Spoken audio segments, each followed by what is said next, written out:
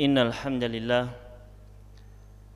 nahmaduhu wa nasta'inuhu wa nastaghfiruh wa na'udzu billahi min shururi anfusina wa min sayyiati a'malina man yahdihillahu fala mudilla lahu wa man yudlil fala hadiya lahu wa asyhadu an la ilaha illallah wahdahu la syarika lahu wa asyhadu anna Muhammadan 'abduhu wa rasuluh. Ya ayyuhalladzina amanu taqullaha haqqa tuqatih wa la tamutunna illa wa antum muslimun.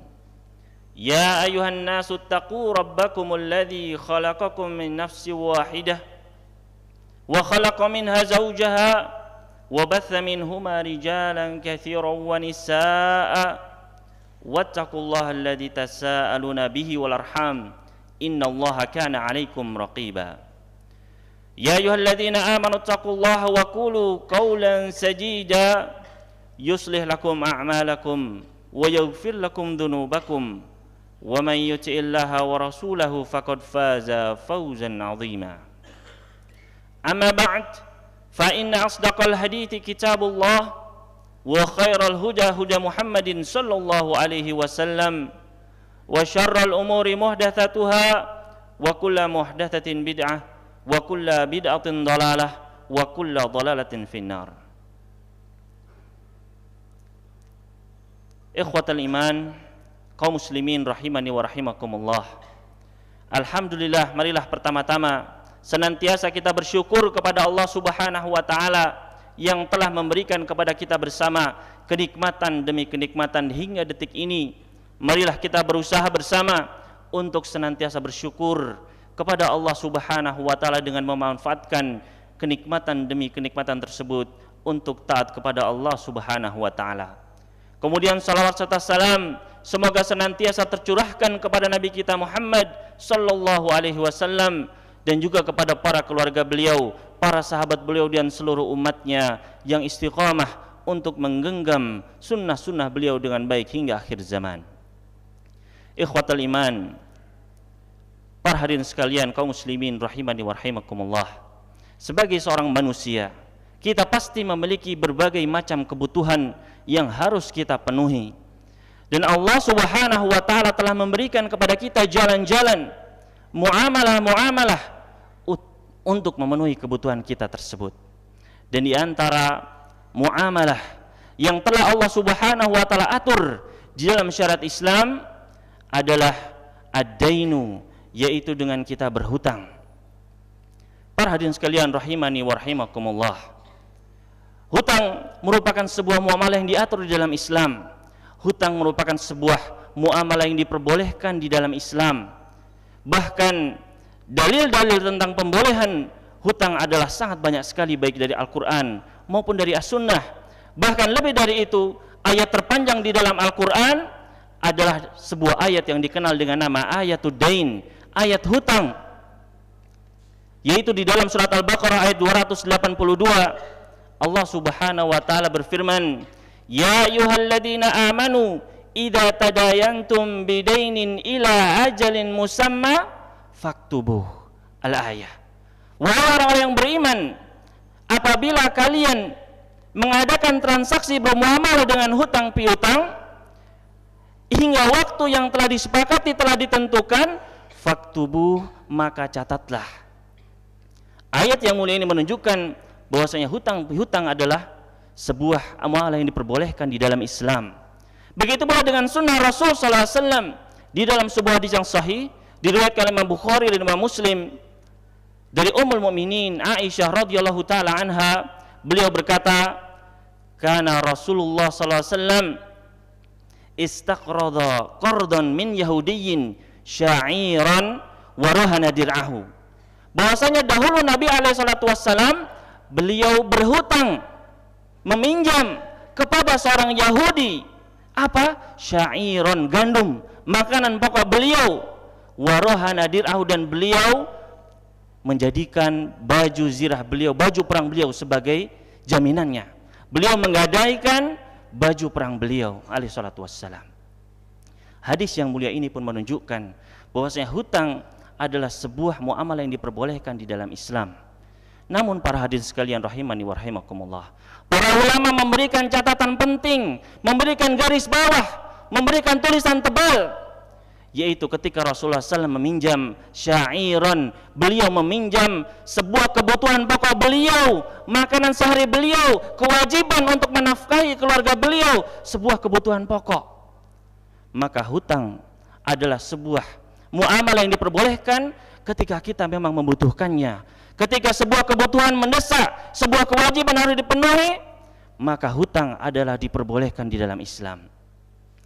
Akan tetapi para hadirin sekalian rahimani wa rahimakumullah, ketika kita bermudah-mudah berhutang, bermudah-mudah berkredit untuk keperluan-keperluan yang tidak penting, yang sepele, dengan mudah sedikit-sedikit kita berhutang, sedikit-sedikit kita berhutang, maka ini adalah tidak terpuji, bahkan dilarang oleh Rasulullah SAW dalam sebuah hadis yang sahih dan oleh Imam Ahmad di dalam musnad beliau.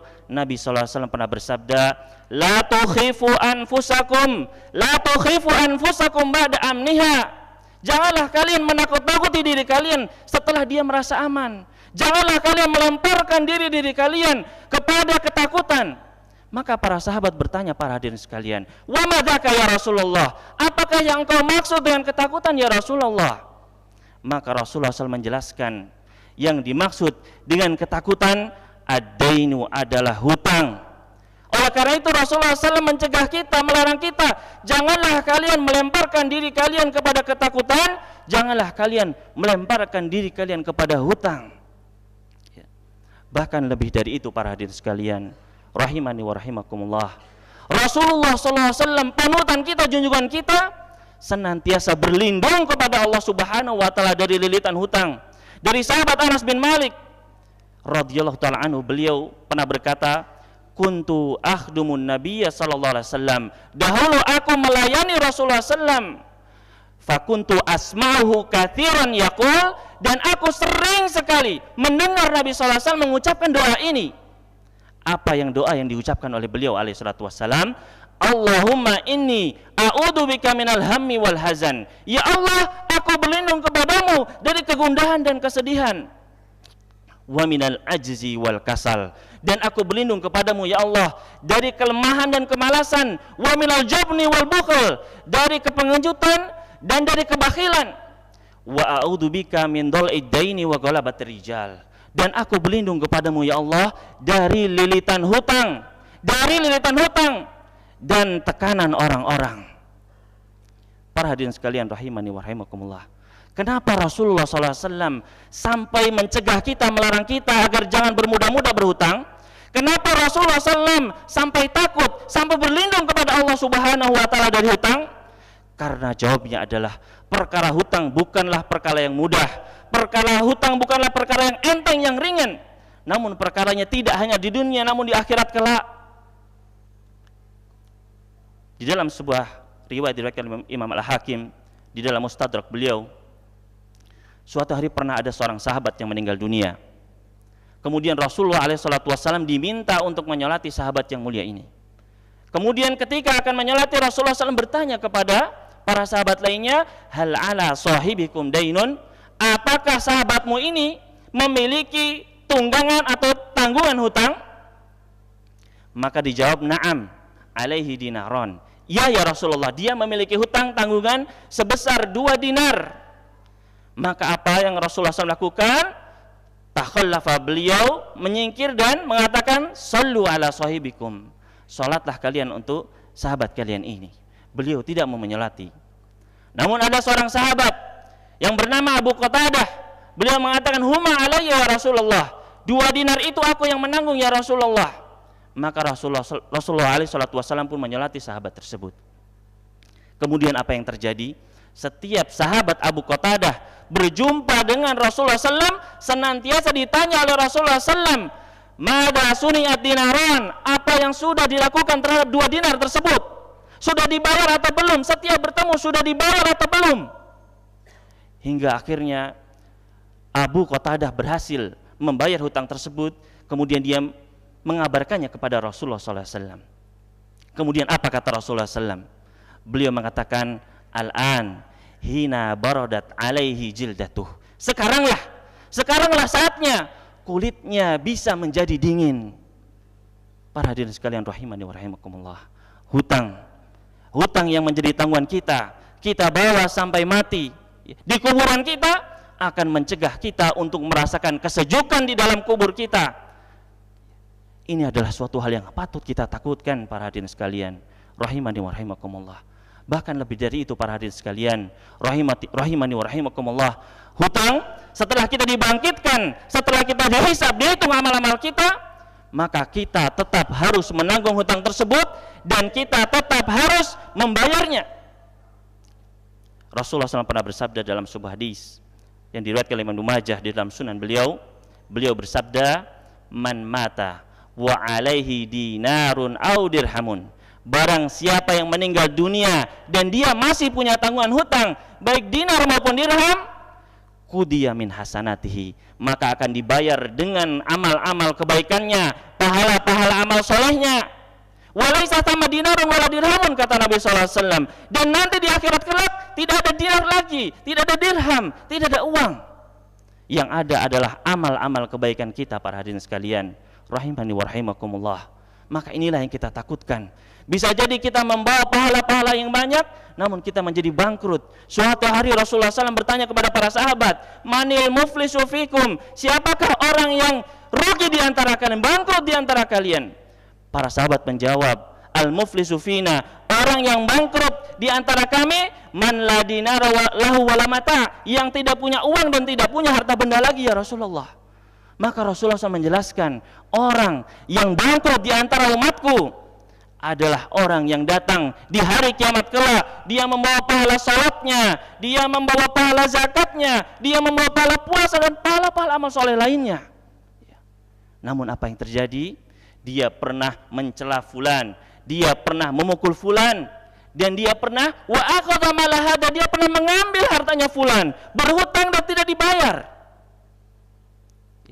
Pahala-pahala yang telah kita kumpulkan, sholat 5 waktu yang kita kerjakan dengan susah payah, sholat sunnah yang kita tegakkan dengan susah payah, sholat malam yang harus kita begadang susah payah, puasa dengan menahan lapar dan dahaga, pahalanya diambil dengan mudah karena hutang-hutang kita para hadirin sekalian rahimani wa rahimakumullah. Maka hutang bukanlah perkara yang mudah, bahkan hutang bisa mencegah kita untuk masuk ke dalam surganya Allah Subhanahu wa ta'ala. Nabi SAW pernah bersabda, man faraqar ruhul jasad wa huwa bari'un min thalas dakhala jannah. Barang siapa yang ketika ruhnya meninggalkan jasadnya dan dia terlepas dari 3 buah perkara, maka dia pasti masuk surga. Apa saja ketiga perkara tersebut? Kata Nabi SAW, yang pertama adalah al-kibru, yaitu kesombongan, ad-dainu, hutang, wal gulu, dan mengambil harta kaum muslimin. Maka para hadirin sekalian rahimani wa rahimakumullah, hutang adalah bukan perkara yang ringan, hutang adalah perkara yang harus kita takuti. Aqulu qouli hadza wa astaghfirullah li wa lakum fastaghfiruhu innahu wal ghafurur rahim.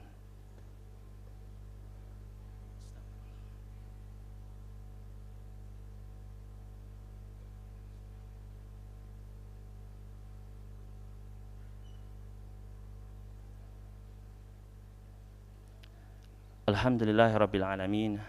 Wassalatu wassalamu ala tamanil akmalani ala al-mabuthi rahmatan lil alamin nabiyina Muhammadin wa ala alihi wa ashabihi wa man tabi'ahum bi ihsanin ila yaumiddin.